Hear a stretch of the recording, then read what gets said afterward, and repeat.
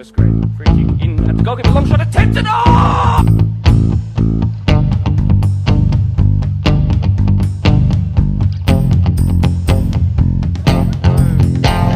Great kick pass out wide. That is fantastic. That is sensational. And then the winner.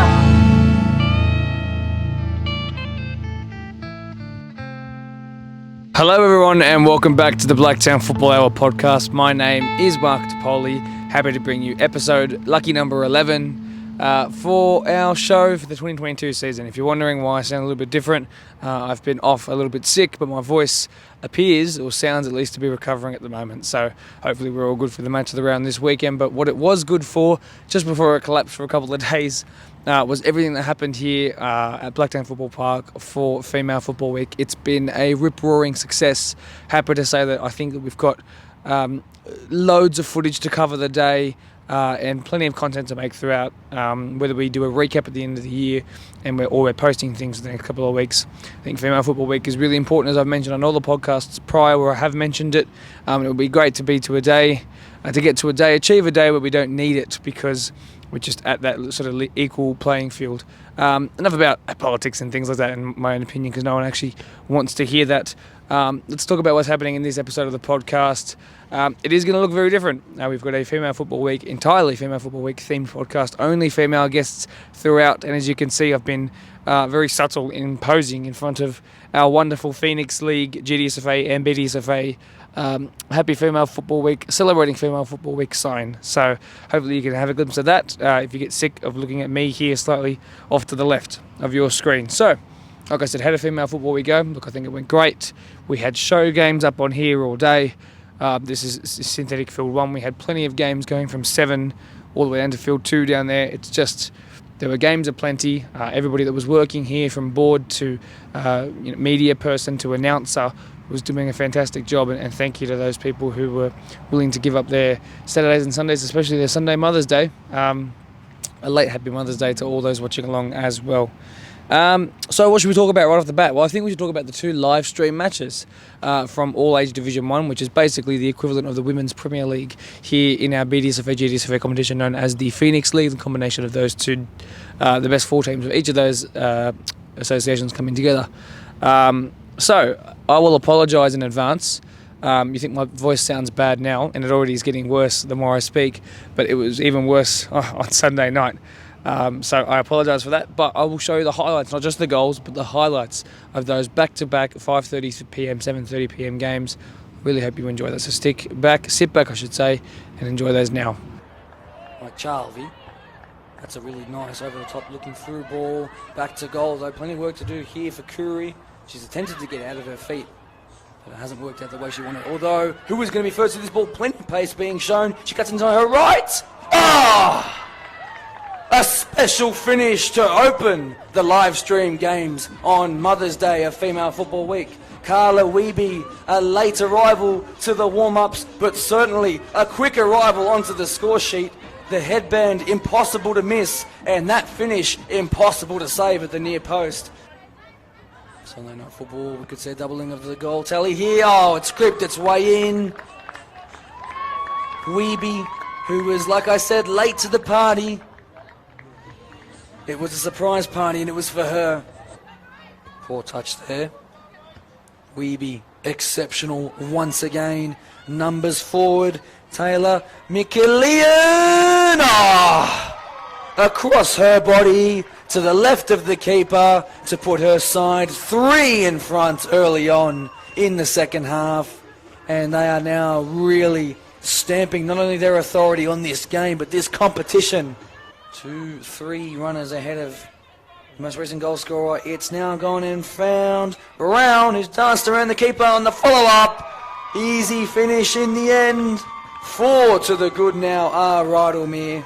Now a change, and it's whipped in again. Wiebe, not this time. And now Michelin is going to claim that. Just brilliant. She's come forward. You wondered, Wiebe will be the only one who scores. No, Taylor Michelin in the 5 jersey, playing as the 8. Again, finishing like a 9 through a sea of bodies. Big, strong, committed tackle there. They have an advantage in terms of numbers. What a pass! Can she get a hat-trick? She can! And in some style too. The 1-2, don't you dare stop your run. And now as for squeezes that forward. Can she squeeze it past the keeper? No, really brave stuff. Gabash stronger. Oh, nice pass inside. There's an option on her left, but she doesn't need it. Will she square? Will she go for it herself? She will go herself. And finally, Danielle Chalvi puts her name onto the score sheet. Oh, really poorly scuffed clearance, and at the near post it found the side netting. Coulson is strong initially, but the second phase might hurt them here. She's just too quick across the keeper. That shot is taken.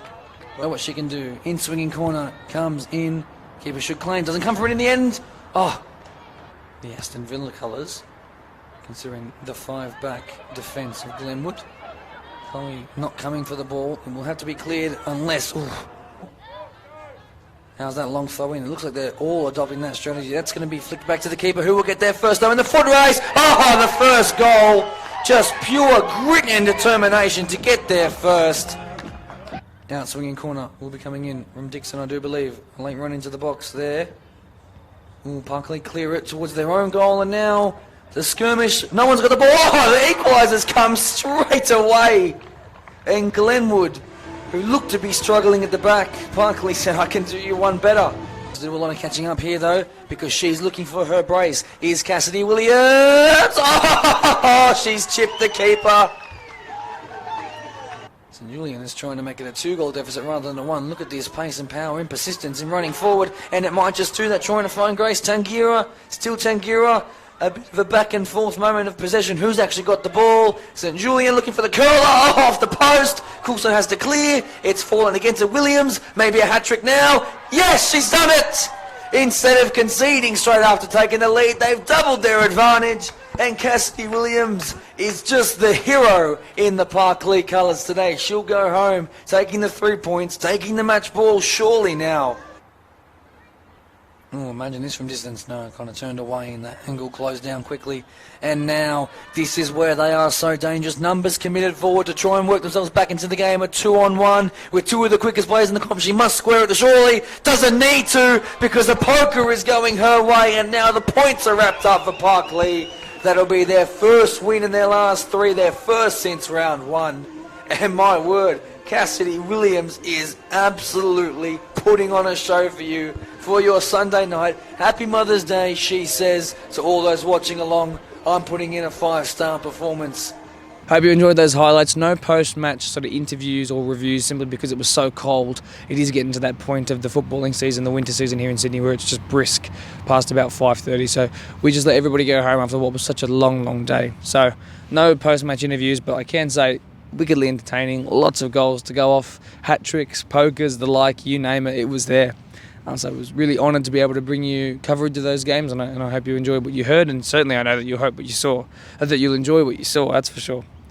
So keeping with the theme of all-age Division 1, I spoke to the representatives of the live stream games last week, in last week's podcast. I wanted you to get an idea of who those were before they featured on the 2 games that you've just seen the highlights for.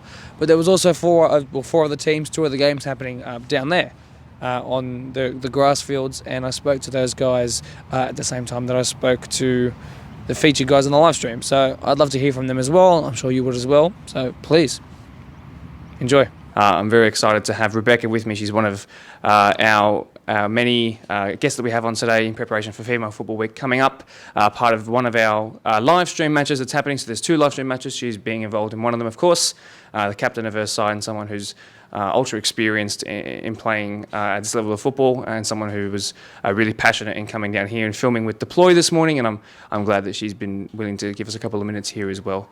So Rebecca, I'll pass this on to you. If you could just tell me how long you've been playing All-Age Division 1, and just give me a reminder of how long sort of this group of players that we'll see on the weekend have been playing together for.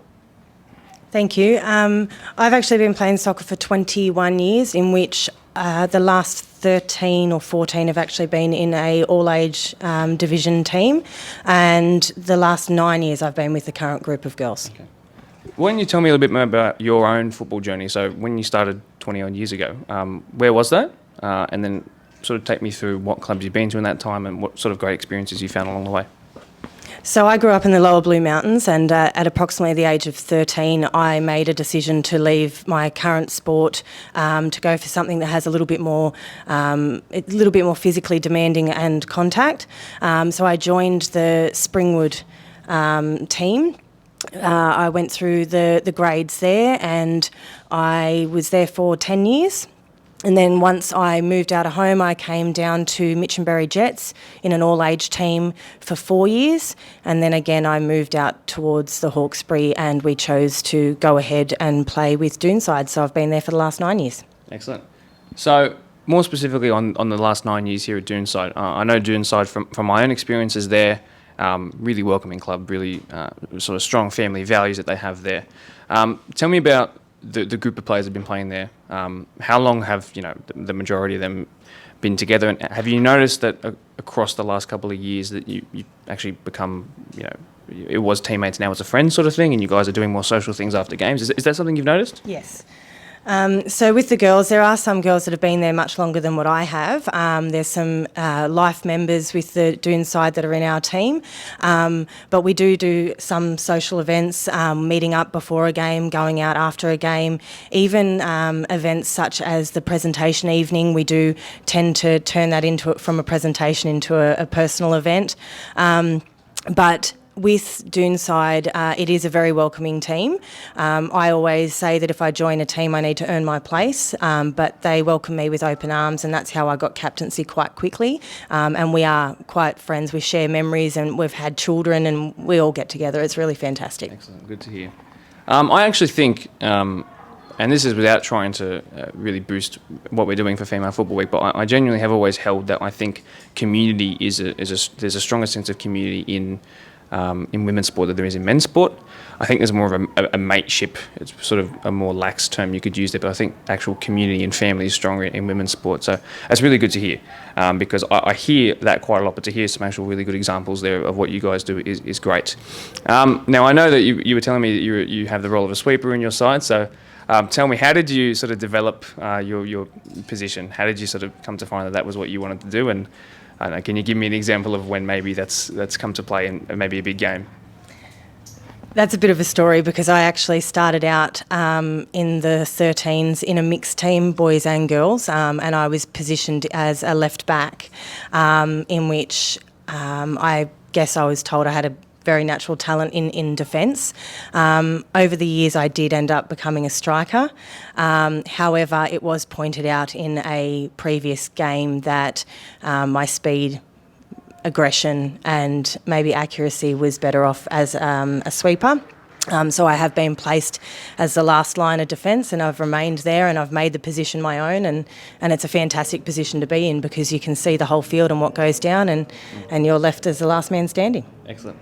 My last question for you, and just because our next participants don't have that sort of official armband around their arm, but I'm sure they have their own roles of leadership in the squad. But for you specifically, tell me about your involvement in the side as a captain. Like, what are you doing? Like, and I mean as seriously as what are you doing on group chats, like to make sure that everybody's on time? What's your involvement on game day? Tell me about some of the things that you do. So as a captain, it is a role that I do take quite seriously. It's not just about being on the field. When I am on the field, I am the voice of the field. I am communicating the plays with the girls. But even off the field, we have got a little group chat where I'll ask the girls who's available for training, make sure the girls are available, let them know what we need for the game. We communicate things like the weather, trainings, times, and overall we just have a chat that I do tend to lead a lot of that chat on and off the field, just to make sure that we are always communicating either personally or in a soccer way. I'm here with Holroyd Rangers star and someone who participated really well in our Deploy Shootout Challenge just prior to this. Felicia, she's been kind enough to give me a couple of her words before she jets off to take some photos in preparation for that match of the round sort of thing as well. So really happy that you could be here as well. Appreciate your time. Why don't you tell me, starting with your position on the pitch, and sort of how you make that role your own. So what do you, like, for example, if you're a striker, you're the person who's putting their back to goal and trying to bring other people into the game, or are you making runs in behind, for example? So why don't you tell me about that? Okay.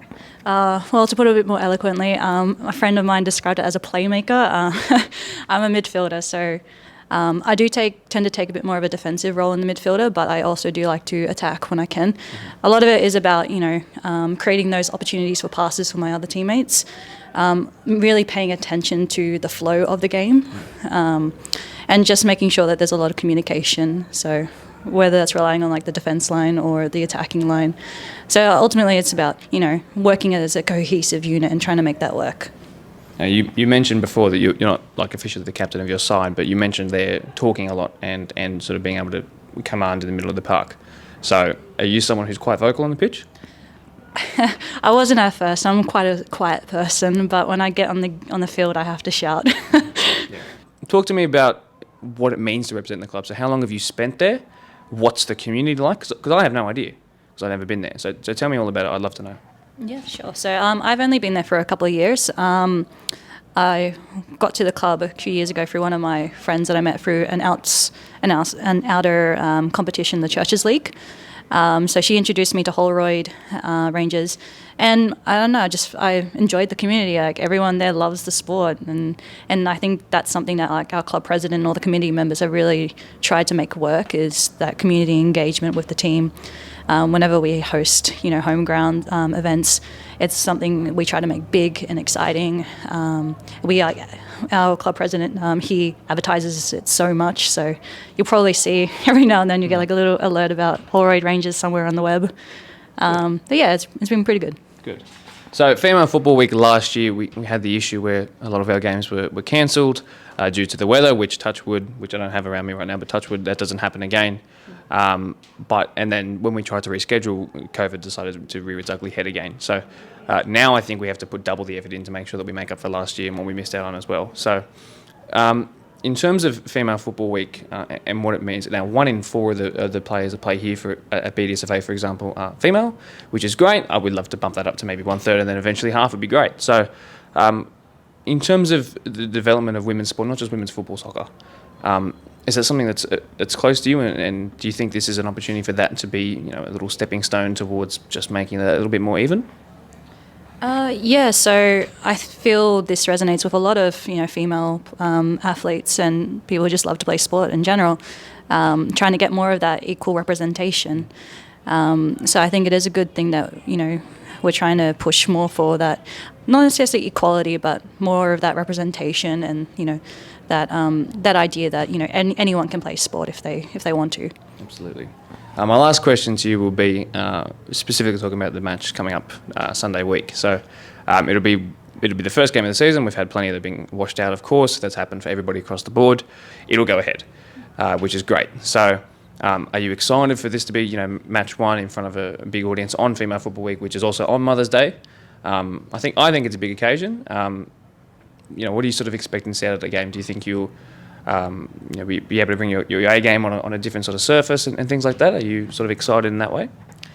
Yeah, I am excited. I think we've got a mother on our team, so I think it's a good way for her kids to come along and cheer her on, and then I think it's a great way for anyone who's on the sidelines with their own kids, celebrating. I think it's a great morale booster for the game as well. Representative from Mariong today here with me is Leah. I'm really happy she could jump along here. I accidentally sent her the wrong field to go to for the deploy shootout prior to this, and she slightly annoyingly weighed her bay up here and ended up giving it a really good crack. So I'm glad she's also willing to spare my blushes and come up here as well. So Leah, thanks for joining us. Why don't you start by telling me how long you've spent at Mariong and sort of what you enjoy about the team sort of vibe and community sense?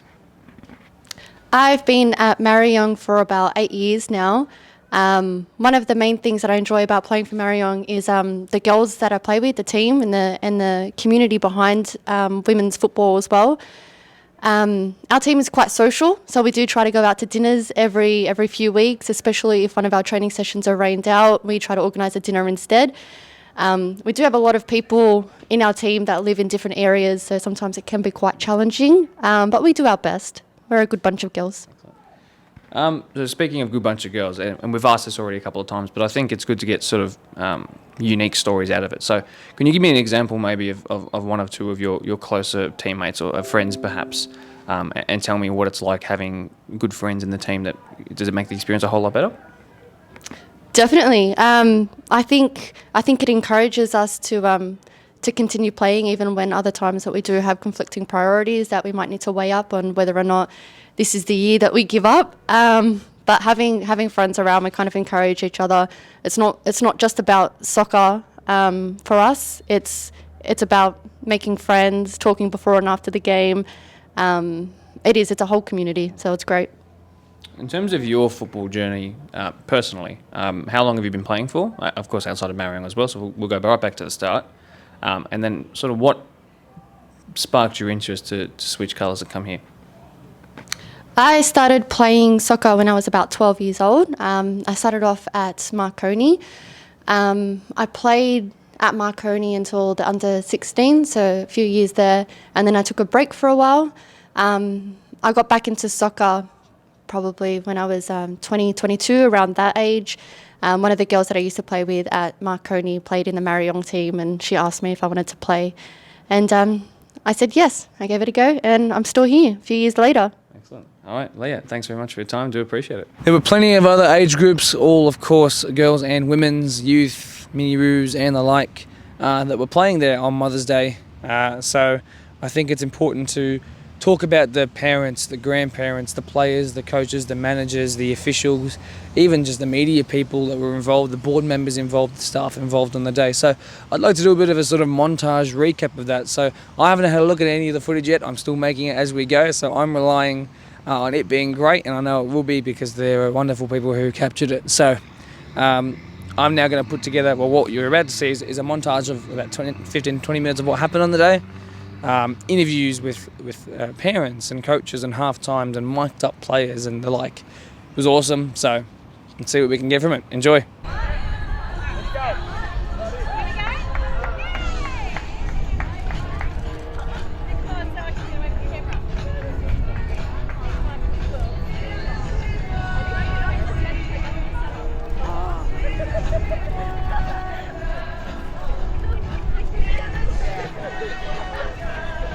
Welcome to the Blacktown Football Park for this afternoon's under-16 Division 3 fixture between Workers FC and Goodside Hawks. Good luck to both sides and happy Mother's Day. Oh yeah, boys. Halfway Glover, you're fine. There you go, boys.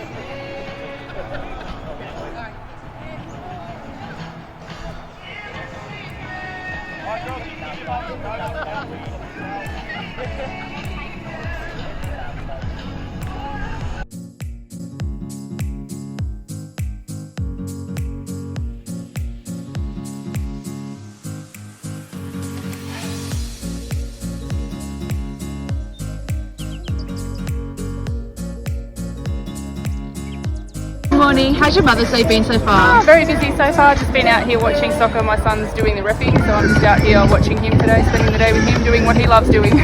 What did you get for Mother's Day? So far, just a flower from BDSFA, so it's been beautiful. And what does it mean to be a mum? Just selfless, just doing what they need, being there for what they need to do, and just guiding them through life. What does your mum mean to you? Since it is Mother's Day, what does your mum mean to you? My mum means to me, she's my best friend and she's my life. I love my mum because she does a lot of stuff for me and my brother. I don't know. She's love. I love my mum because if it wasn't for her, I wouldn't be alive. I love my mum because she cooks great food. I love my mum because she loves me too. I love my mum because she helps me through hard times and good times too. I love my mum because she helps me with stuff and she's a good person to cry with.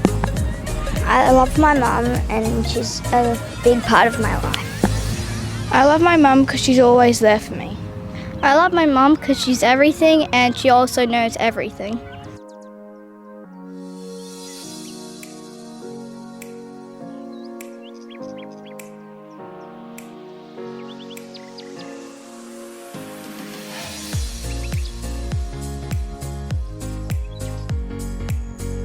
I'm Michaela Hayes and my mum means a lot to me because she raised me and she's my number one supporter. My name's Alexis Potiker, and my mum means a lot to me because she's always been there for me and has always helped me through my tough times, and she's just the best mother I can ask for. My name's Sam Callaghan, and my mum means to me. She's so nice and she helps so much people, and she does the best that she can for everybody, and I love her. My name's Ruby Peacock, and my mum means so much to me. She always opens up a number of opportunities.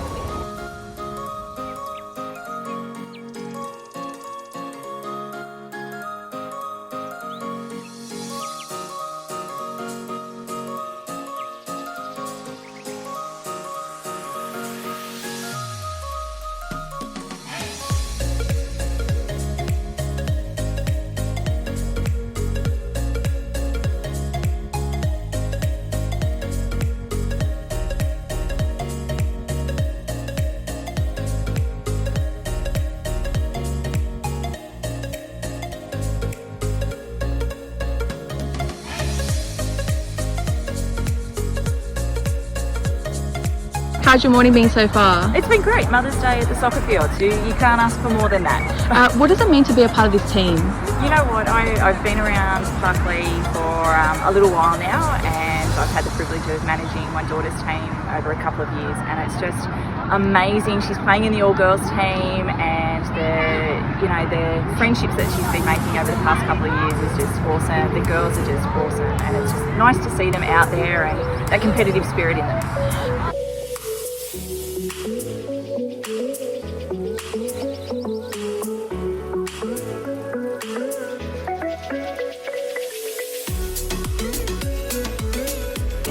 My mum's my best friend. She's been there since I was born. So, yeah, I love her very much. Yeah, no worries. Did you have a good Mother's Day? Yes, we had breakfast this morning and gave her all her presents.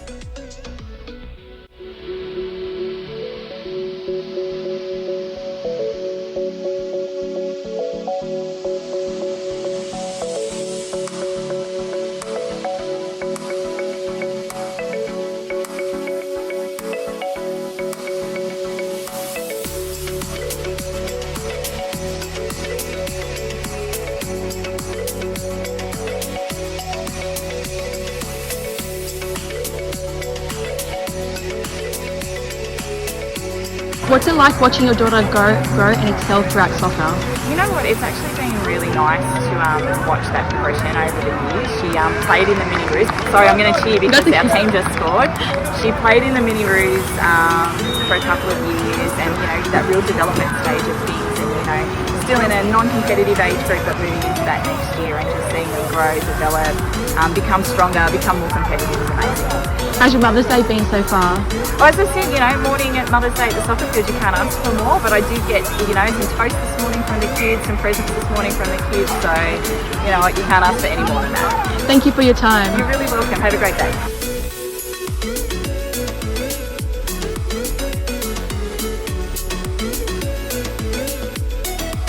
What does it mean to watch your daughter play and experience that, especially on Mother's Day today? I think it's fantastic. I think it's great for all the kids and girls to be out now playing and getting exercise and being with their friends, and it's so social.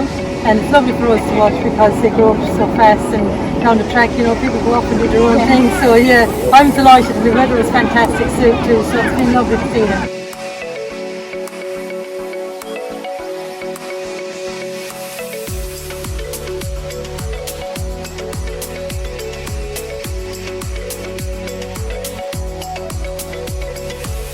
My husband made us breakfast, so it's beautiful, and I will continue on after the game and see what we do. The day's young yet.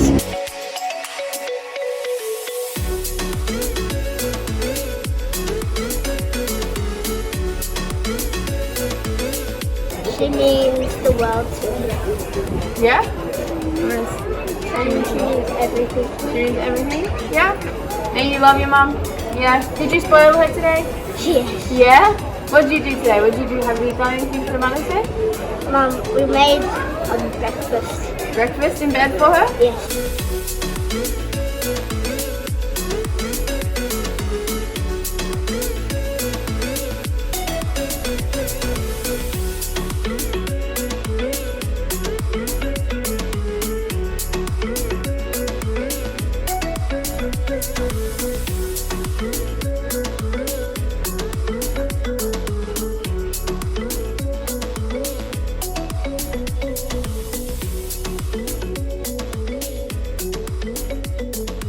Our next segment moves into sort of the NPL space, but doesn't go far from our local association. So I spoke to two of the Blacktown Spartans, women's first grade players. I'll leave their names as a secret for you to discover as the episode goes on. But they developed their skills and their passion and their love for the game here within some of the ranks of our great clubs, our great 24 clubs. The two wonderful examples of what can happen when you mix great club culture and a really talented individual with hard-working players and people willing to help you out. And I think, once again, like I said, great culture. So enjoy the interviews I have. They're wearing not their Spartans colours, but they're the colours of the teams they played for as youths. And you can see, perhaps if you're watching along wondering, should I take up football in this area? Absolutely. Here's two examples. As part of Female Football Week here at BDSFA for 2022, we're doing plenty to make sure that we make up for what we missed out on 2021. I'm speaking here today with a couple of Blacktown Spartans first grade women's players who came through our ranks in one of our 24 local clubs. I'm joined to my left, on your screen, it'll be to the right, by Ash Crofts, who is also a Wanderers striker and has conquered plenty of her dreams, and I'm sure from the conversations we've had, she's got plenty more to go on, but she's still got plenty of time and is very, very young and can go and chase all those things. So she's a perfect example of someone who's come through the BDSFA and is living, I think she called it a dream at the moment. So it's great to have her on here, and she's going to chat about a couple of things, and I'm really glad that we can have her. So Ash, first of all, thanks very much for joining us here. Why don't you tell us about, obviously the jersey might give it away a little bit, but why don't you tell us about the club that you joined and what age you were when you were there? So I joined Glenwood Redbacks as it was my local club. I lived down the road, I think, from there when I was about 4. My dad was my coach, and yeah, I started playing. I think my brother was in my team as well, and so yeah, that's how I started there, really. By the way, you can hold the mic if you want, so it's up to you. So tell me about, obviously you spent a couple of years there, and we were talking about the sort of accolades that you racked up when you were there and the time that you spent there. So talk to me about, how much time you actually did spend there and what did you guys achieve as a team? Yeah, so I was there for quite a few years. Like I started when I was about 4 or 5, and then I believe maybe under 12s was when I made the move over to Spartans. So I don't know, quick maths there, it's about 8 years, I think. But yeah, during that time, I spent a lot of time with the same team, the same bunch of girls, same coach. Shout out to Jason Fink. I don't know if he'll see this, but yeah, so we spent a lot of time together, won a few championships together, and we also won the state titles as well, a state cup, I believe it's called, under 12s. There you go. I'm not sure what year that was, but... So that was an all-girls Yes. team? Yeah, so tell me what that was like coming through, obviously, a Blacktown club and playing with other locals as juniors. So what was that experience, if you can cast your mind back, what was that like, and did it develop you as a person, as a footballer, character? Like, was it on the pitch and off the pitch development, would you say? Yeah, definitely. I I spent so much time with the girls, like the people that I was around. I loved going. I, couldn't get there early enough. I'd be there, kicking the ball around with other people from other teams, and even the people that were on the committee and things like that. Like I got to know a lot of people there, and I was so young when I was actually there. So you wouldn't think, being so young, you would build those kind of relationships with people, especially, older ones and things like that. But I was constantly, playing up, training in other teams. I played with the boys as well for a few years. So I spent a lot of time there for most of my young life. So. And so you mentioned that there were some important people that helped you along and encouraged you to do, I'm sure, to chase what you were doing now. Would you be able to name a couple of names or perhaps the positions they were in and sort of what they did to encourage you and develop you? So definitely Jason. I spent a lot of time training with him. He always wanted what was best for me. As soon as Blacktown came looking to, wanting me to make the move over, he was the first one to, tell me to go and things like that. And also the Picketts as well, their family. I'm not sure how involved they are now, but, when I was there, they were the ones running it every week. They would be there from sun up to sundown, putting so much time into the game and the club there. So, yeah. Now, Female Football Week, as I wrote down the questions that I sent you before, it's for me, and again, I'm probably not the best person to go to, but for me, I think Female Football Week needs to be something that eventually we actually don't have because we're just even, and that's the way it is, and we don't need this for special recognition. So I think knowing that we missed out locally with Female Football Week last year because it rained and then we had COVID, I just want to know, what does, at your level and with your experience, what does Female Football Week embody for you? And, to those girls who are watching along, and we are 1 in 4 girls here, over 10,000 members, so 2,500 are female. So what does Female Football Week mean to you, and what should it mean to those young kids coming through who are girls? Yeah, it's so important. I think there's nothing more important than women supporting women, whether that's 10-year-old girls or 60-year-old ladies who are playing. Like, I think it's so important that we all support each other and get around such an important week.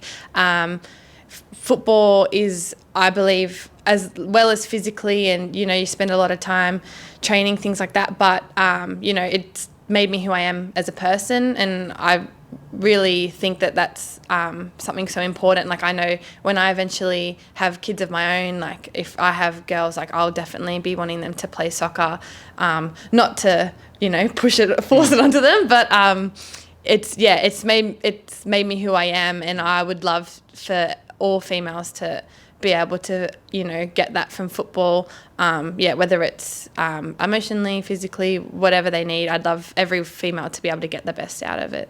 So if you had to pick 1 or 2 things that you can sort of look back on at your time playing in Blacktown Association, that's helped you to get to where you are, and there's girls watching along who are thinking about taking it up, would you encourage them to play at Glenwood, play at Parklea, play at any of these local clubs?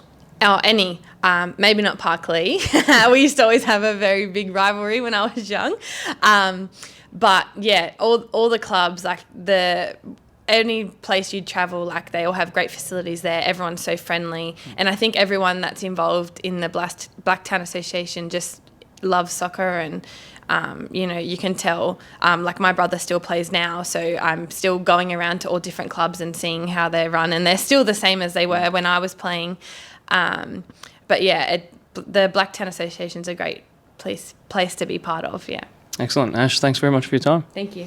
Our second round of interviews today with former Blacktown Association players who came through at one of our local clubs and have gone on to achieve their dreams and more to come, of course.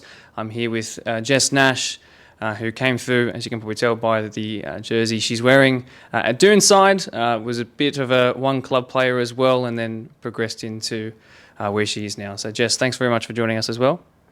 Good to be here. Excellent. No, she seems really happy to be here. So, look, tell me about what age you started playing football, and was Doonside your first club? Yeah, Doonside was my first club, actually. I got into it through my dad. I mean, I live locally through Blacktown, but my dad loved the emblem. He supports Manly Sea Eagles, so that was actually the reason for the move. But no, it's a great club to be a part of, and I initially started at the age of 5. Mm-hmm. So 5 and through to the age of what? How many years did you spend there? I think it was up until I was probably around 10, and that's where I was noticed through playing through Doonside to come to the SAT program, the first ever actual SAT program at Blacktown Spartans. There you go. So you spent 5 years there. Obviously, Doonside's a great club, lots of history. They're really good people come through there. And I'm not going to ask you to ask names like I did with Ash because I put her on the spot, but talk to me about some of the people there, particularly if there are any female ones, or even if it's a mum or an auntie, someone who is really beneficial in sort of encouraging you to go after what you were doing and keep playing at your best. So let's rattle through some of those people like during that 5 years that you spent there who were helpful, and how'd they help you? Ooh, well, my coach was actually my father, yeah. And my manager was actually my auntie at the time when I first started. So, I mean, it was a very family-orientated club at the time for me personally, which I think was a great way to start out. I mean, I think my auntie and my dad definitely drove the passion of football and definitely the willing to win. I think that's what really started at a young age, that fire inside of me. I mean, I was always going up against my brother who was better. I mean, not to compare, but I think I was... But yeah, that's what I think initially started, and I think something that has always been inside me since day one. I think that passion for the game. So obviously that sort of developed as yes, you said you were born with it, but I'm sure it developed in your time, playing and coming up against good teams locally. So do you have any sort of memories of when you're actually wearing this jersey 10 odd years ago, where you thought, or you look back with sort of fond sort of memories now? Oh, definitely. I mean, from day one, I think even from the sideline watching my brother play that first year when I was actually 4, I remember just seeing him play and the passion that he had for the game and the enjoyment that he had. And I just turned to my mum and I was like, this is what I want to do and this is what I love. So I think even at the age of 4, I sort of knew deep down that it was something that I wanted to do. That's pretty good. So now, obviously, you're off and you've come a long way since then. But I think if you look back now and obviously we have Female Football Week now.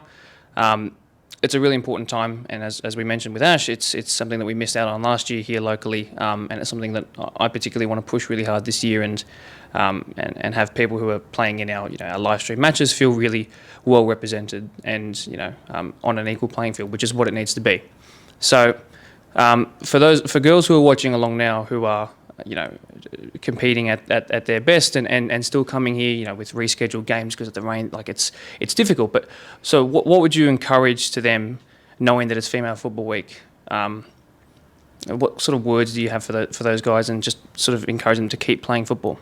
Oh, I think it just comes down to pure enjoyment of the game. I mean, I wish it could be Female Football Week every week. But, I mean, we can take the time to celebrate us and really tune into what we have in store, really, not even just in Australia, but as women's football as a whole. I mean, we have the World Cup on home soil and the Under-20s World Cup, something that, I mean, women's football is something to really strive for and look forward to. So if I say anything to the young girls is that, I mean, we have so much to look forward to in football, not just now, but in the future to come. So Doonside were really nice. They presented you with a couple of jerseys which you can take home. There's a couple of little other items to do with. I think there's a cooler bag there that I'm looking at. I'm getting nods from around the room behind the camera. So, it's a club that the second you've come back, they're willing to give you stuff and remind you that sort of home away from home sort of thing. So, considering that, and for people who are watching along, boys or girls really, but particularly I think for girls, like that sort of sense of home and community, is that something that you still feel now, and is that something that you'd encourage girls, as that's a reason why I started playing, it should be for you too? Oh, definitely. I mean, starting out, I had my dad and my auntie as my coach, but even continuing on when they stepped aside and the coaches came through, I still felt that family orientation throughout the whole club. I mean, regardless if it was from the manager or the coach or the secretary or the president, I mean, they were also welcoming, and I think that's something that we encourage from all the young girls and young athletes, is all that you wanted to feel welcome in a club. Excellent. All right, Jess, thanks very much for your time. Two exemplary footballers who are a pleasure to chat to, as you can see by the smile on my face. It's great to have those guys on. As you can see, Female Football Week has been a rip-roaring success, like I mentioned at the start, and it is wonderful to see. I think for our final segment, the BDSFA board features two female members who are incredibly hard-working and dedicated people to their task and the clubs that they work for. So I had a chat to them as well. Shanna Shower and Peter McGavin. So it's been great to work with them so far in the time that I've been here, and their passion for female football, as well as just their passion for football in general, I think is something to be admired. So I hope you enjoy the chat I had with them. I'm joined by Shanna Shower and Peter McGavin here, both higher up members of their club as well as board members for the BDSFA. I'm very thankful that they have to give up their time at half-time of an Australia Cup match for Quakers Hill Juniors, who are playing against Sydney United. So really great to be here. We're at Valentine Sports Park, bit of a change of scenery, as is becoming a theme on the podcast recently. I'll start with you, Peter, on the left, just because it's in my left hand. Can you tell me about sort of what piqued your interest in football? When was your first sort of interest in football? Yeah, so my son, actually, I've got 3 daughters, 1 son, and he wanted to start playing sport when he was about 4.5. And funnily enough, I drove past Quakers Park and I noticed registration's now open. I'm from a rugby league background, so wasn't really prepared to put my son into that because he was quite small. So I joined Quakers Juniors back then, and he's been playing ever since. Have you been converted to a full-time soccer person now, or is it still back in rugby league a little bit? No, definitely full-time soccer now. I don't watch much rugby league. My family does, but I don't. And Shanna, your story, something similar or something completely different? A little bit similar. So I played when I was younger, moved around quite a bit, so never really had a solid community team.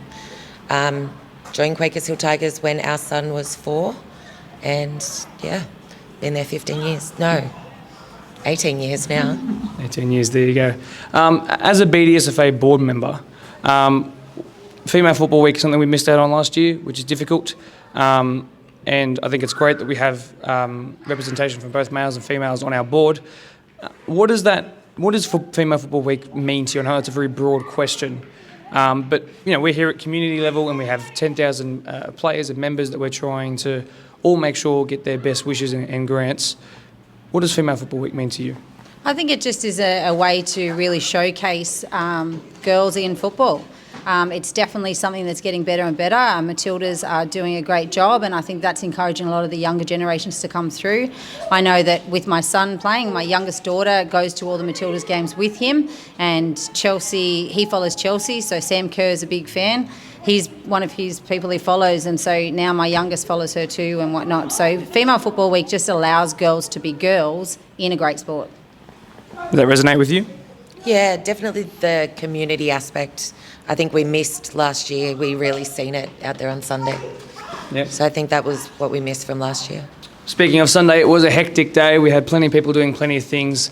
I know you guys were handing out flowers and working up a sweat going back and forth up and down from the furthest depths of, I think, field 4 down there up to field 1. So you guys were working ridiculously hard, and thank you as well. Everybody would be saying thank you as well. In terms of how Sunday went, knowing that we missed out last year, I think was it just a satisfying thing knowing that we were able to catch up, I guess? Yeah, definitely. Whenever you can get a big group of people together, as Shanna said, community is what football is to me. I think one thing it really does encompass is that feeling. And girls bring supporters. We know even at our local parks, if girls are playing all day, we're going to be selling. We're going to have barbecues. We're going to have that because they bring families. They bring puppy dogs. They bring everything. So seeing it all in one space like that on Mother's Day, so there was lots of happy faces and all that sort of stuff. So it was a really great way to showcase that community female. Did you feel that sense of community there on Sunday? Yeah, definitely. All the clubs were there. There were representatives from committees.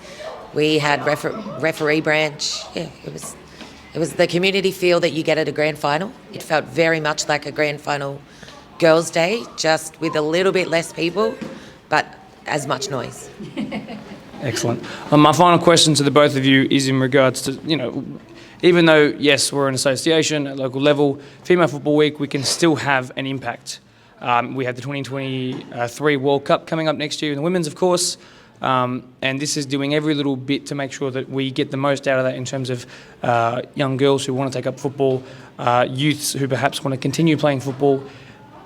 How do you see us here at BDSFA and really any other local association? What's our role in making sure that we are contributing towards 2023 and beyond? I think just giving clear pathways, and I think that's something that we do well. We've got a lot of clubs coming on board with our Phoenix League who really encourage that next step for girls. Girls set goals and they achieve goals, and they do that really well. And I think the pathways that are coming up in place, especially with the 2023 World Cup, will just encourage more and more to come through. I'm excited to see more girls' teams join next year, especially because of it. I think the pathways need to be set, and I think that's where we're on our right path now. On the right pathway? Yeah, definitely on the right pathway. 110 teams we have this year, 66 Blacktown, 44 from Granville. So it's huge. I think now we need to focus on building those teams, the growth in those teams, and getting some growth in our female management of teams. So female coaches, we're seeing more and more come out. We've just seen a ropes crossing coach become a part of the Para Matilda team, female coach. It's huge. So I think if we focus on those two things, this is, I guess, just the start of what we can do for next year for the World Cup. Absolutely. Thank you very much for your time, guys. Really, really do appreciate it. Let's go watch the second half, but on to the next segment as well. A final massive thank you to everyone who featured in today's podcast, always involved in the making of it. people who were taking footage and people who were willing to be involved in the segments, of course, coming in early to be involved, staying late to be involved. I appreciate all of you, as I always do, so thank you very much. It's time to get into what we usually do at the start of most of our episodes, and that's talk about some of the results and tables from across the weekend. So you've already seen what happened in the All-Age Division 1 competition, but let's talk about what was happening across the rest. So, as we wrap up the show, and I'll be doing this quite quickly because it has been a rather long episode, 4 different sections in this one. Firstly, your goal of the week.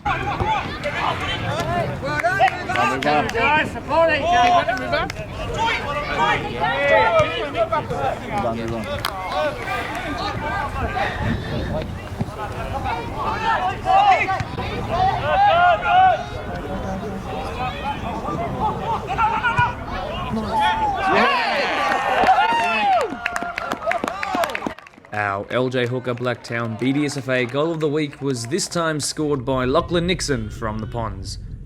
The 10 who wears number 1 scored this incredible goal, and he actually scored a brace on the night, but this one was certainly the better of the two. Look, as he gets the ball, he's a bit lucky to win it back, but then turns in one way and then turns the other, and then he finds the top corner with the cameraman only just being able to keep up. An incredible finish, and we hope to see more from them when we see them in the match of the round this season. Thanks for the footage, Ponds, and what an incredible goal, Lachlan. Congrats to you.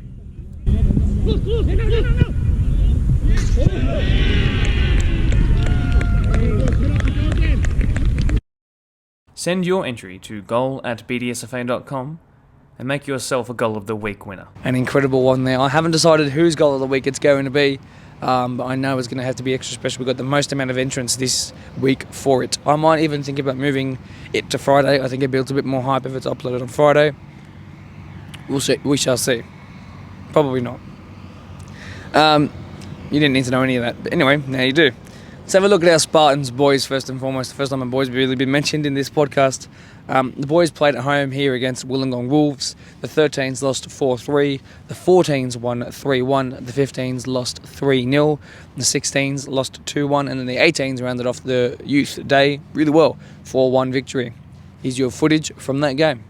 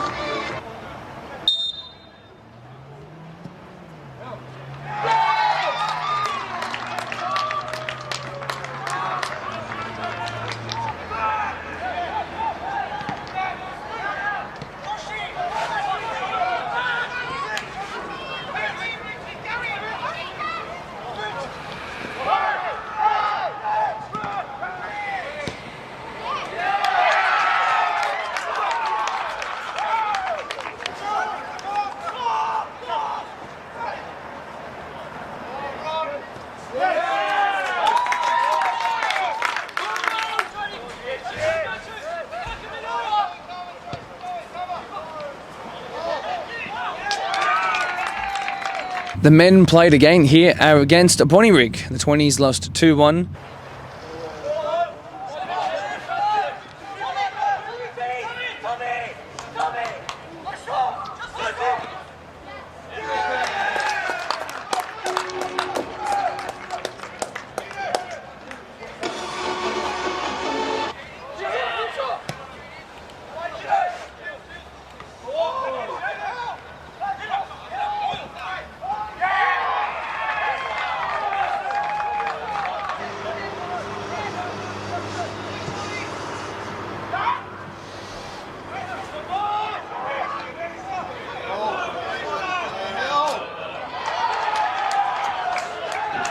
But the first graders won 2-0, and it was an incredible game. I got to see the last 20 or 30 minutes after I rushed back from Riverson Schofields after the boys' match of the round.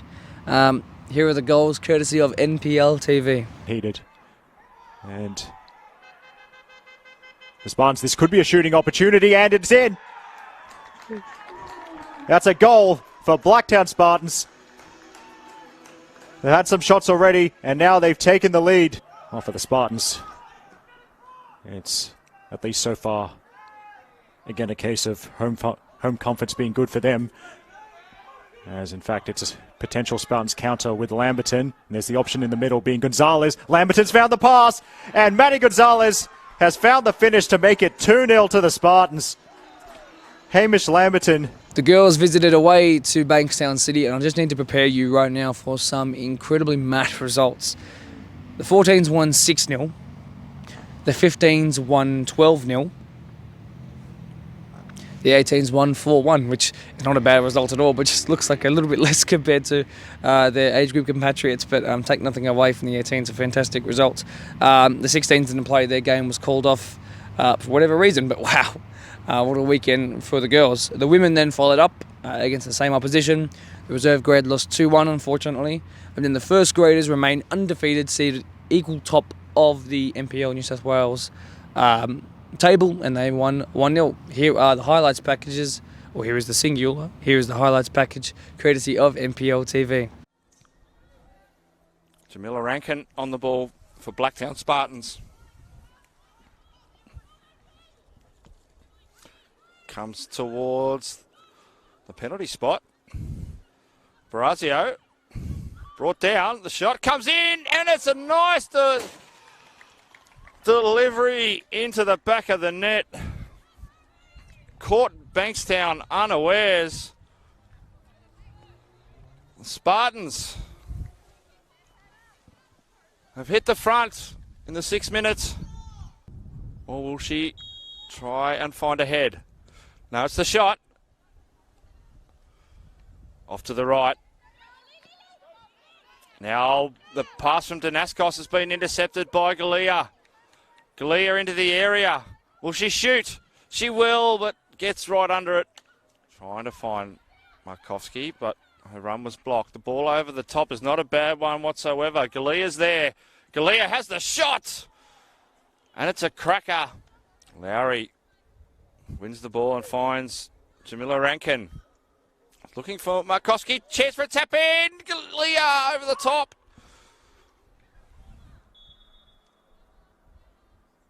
Galea. Not bad. Not bad at all, but just over. Blesses with the corner. It's beaten everybody, and it's just gone wide. Now into time added on. Plessis trying to go to the line. Gets a ball in. Beats everyone. Price, can she make it? 1-1. She can't. Too hard there for Conan to sneak through. Now that's not a bad ball. If Cross can get a touch. It's got past Edwards. Back flick. Galea with the shot. Got a deflection and it's gone over. Over the dead ball. She has a shot. Again, just too much under it.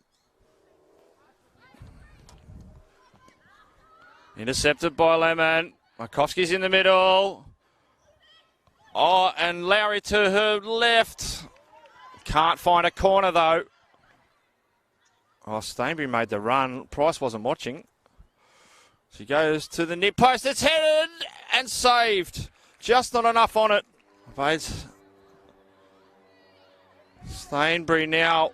Free kick, Bankstown. Take it quickly. Oh, it's trouble on the left-hand side here. And a yellow card for Yaber. Yaber's, now that, if that's Yaber, that's red for Yaber. Yaber's claiming that there was a kick from Galea of time added on. Chinema with the long ball. Lemon's there. Ambrose with the header, but it's not strong enough. Lemon with the shot. Good save, Brianna Edwards. And that's full time here at Jensen Park. Back to the association now with the Premier League. So the Wednesday night catch-ups starting in Deploy PL2. Oakville 4-0 winners over Prospect. Spurs and Minchinbury drew 2-2. Eastern Creek beat Glenwood 3-0. And St Pat's beat the, at the time, top of the table Quakers Hill Tigers. Come Saturday then, Minchinbury bounced back and won 3-2. St Pat's picked up 6 from 6 points in the weekend as they beat Spurs. Eastern Creek played their second game against Prospect so far this season and beat their former match of the round opponents 4-1. The same results. Again, that same scoreline. Quakers Hill Tigers, who were top, what felt like a couple of minutes ago last week, come their match of the round, have dropped way down. They make way for Oakville, who scored 8 goals in their 2 games, and they conceded just once in those 2 games. They beat Tigers 4-1. So they've now gone top. Here's a look at that table now. In the PL1, starting with the Wednesday catch-up games, Marion and Ponds tied in the top of the table derby, which means it's no longer top of the table derby, technically. Quakers put 6 past Ropes, who could only manage a consolation goal. Riverstone and Parkley tied up 4, as you would have known for the match of the round, as I would have mentioned on that evening. Come Saturday, Workers then beat the undefeated Marion at their own home ground. Ponds remain the only undefeated side in the entire Premier League 1 and 2. Yes, that's true. After they were 4-1 victors over Parkley, Ropes then bounced back and beat Polonia 4-0, still looking for their first win. And Doonside, in the match of the round, beat Rivo 4-2 at Schofields Park. Enjoy the goals from that game now. Aggressive run here from Zwerb, piercing through ball attempted. That's Alessi there, who's a goal of the week scorer himself last year. That's a really nice ball, should be the first one of the day, it is! And the away side strike first on enemy territory. Pass there, Alessi up against Cauchi. He comes away with it, really nice pass. Jake Taylor up against the keeper. Jake Taylor has the easiest tap in of all time, he's done that! Doubles the lead, late on in the first half. Over the top, nice looking fall for Bazina on the left foot. No, we need enough power. Oh, in the own goal, maybe. Oh, it is! A cursed moment down the right-hand side of your screen, and that end of the pitch. In corner this time by Blake Munch, a goal of the week winner. Perhaps he's thinking about a Beckham here. Oh, it's testing the keeper. Oh, it's a goal. O'Keefe, he's scored a double in 2 match of the round games this season. Takes his tally from 4 before the 90 started to 6 in just 5 games. It'll be 2 wins from 2 match of the round games for the Hawks. They've lost it in a pretty dangerous position there, though. Can they come away with it here? Seb Cauchi, can he come off the bench and onto the score sheet? Not this time. Oh, really poor clearance. And then the striker now. Oh, it's in. Game on. 3-2, pick up the ball. Nice finish by Hayden Stevens. His whole team's telling him to pick up the ball. He does. 3-2. I spoke too soon. This game is not over yet at all. Jack Hawks comes away with it. Hassan Ali. Nick Cauchi trying to close him down. What's he going to do here? He's got an opportunity to thread through Blake March. What a nice looking ball, Blake March. The offside flag has been raised though. Nothing from here counts. It's then been closed down. Oh, on the head of the back post. It's a goal. An offside flag was raised, but it's counted. And that'll wrap up the points. As you can see, my voice was working on Saturday night. It just wasn't by Sunday night. Here's what the PL1 table looks like now. Finally, our AYL fixtures. We played Macarthur FA on the road. The 13s won 2-1. The 14s, who are unstoppable, won 10-0. Before the 15s lost 2-1. The 16s don't have a game either. They didn't have a game, or they did, and it hasn't been posted up on FNSW Dribble. So, either way, I can't give you a result. That's it. I can't really give you a result. So it's good to see the 13s getting back into their best form, I think, as of recent. So let's scrumple up this paper and put it away. I've already shown you the goal of the week, haven't I? So I can just wrap up the episode. So, yes, take a deep breath, everybody. That was a long episode, lots of content. But again, if you're a female watching along and you're thinking, do I want to take my football to the next level? Do I want to start football? Absolutely, this is the place to be doing it, as you can see by those who have now made it on to be not only NPL 1 grade players, but now also into their A-League women's careers, and one of them even representing the Matildas as well as a 17-year-old, that being Jessica Nash. It was fantastic to chat to them. It's fantastic to chat to the board members, either one or two of them that I spoke to. I'm not sure which one, just what I'm out just yet. But both are so incredibly important to what we do here and how things run. So it was great to speak to them. The quality of football that we had here in the Premier competition for the women's, the All-Age Division 1, it was fantastic. I was really blessed to be able to bring you for that, for both the BDSFA and GDSFA. And of course, without mentioning that montage put together, thank you to everybody who was involved in filming and interviewing for that fantastic work. Photographs as well have been going up throughout the week from Martin, another board member, and our weekend workers, as I call them, who you see around the ground announcing on Saturdays and Sundays and taking photos, of course. That is going to do it for this week, though. Thank you very, very, very much for joining us on what's been my favourite podcast episode of the year so far. Cue the outro music now. There it is. and we will see you next time.